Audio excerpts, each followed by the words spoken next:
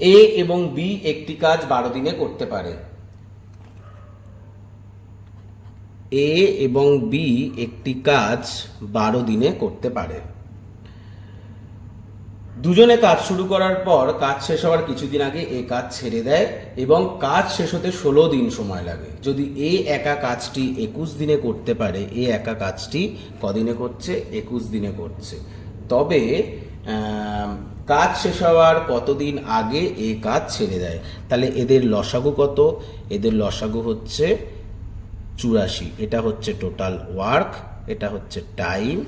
আর total ওয়ার্কের সাথে time যখন ডিভাইড করি তখন এদের এফিসিয়েন্সি বেরায়। তাহলে এফিসিয়েন্সি 7 আর এফিসিয়েন্সি ভাগ করে কত বেরাচ্ছে? 4। তাহলে এরা একদিনে দুজনে মিলে 7 ইউনিট কাজ করে এবং এ একা 4 ইউনিট কাজ করে। তাহলে এ যদি একা 4 ইউনিট কাজ করে তাহলে বি কত ইউনিট কাজ করছে? বি 3 ইউনিট কাজ করে, তবে তো 7 ইউনিট হচ্ছে। এতটা তো বুঝে গেলাম যে বি এর এফিসিয়েন্সিও আমি 3 বার করে ফেললাম। এবার কি বলছে? এ কাজ ছেড়ে দেয় এবং এ কাজ শেষ হতে 16 দিন সময় লাগে।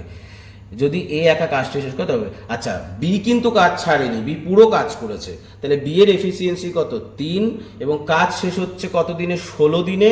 তাহলে বি যদি একদিনে 3 ইউনিট কাজ করে তাহলে 16 দিনে কতটা কাজ করছে?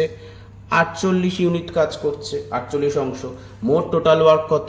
84। তাহলে কতটা কাজ এ করেছে সেটা বেরিয়ে যাবে। 48 থেকে 84 আর 84 থেকে 48 বিয়োগ করলে কত হচ্ছে? 36 বেরালো।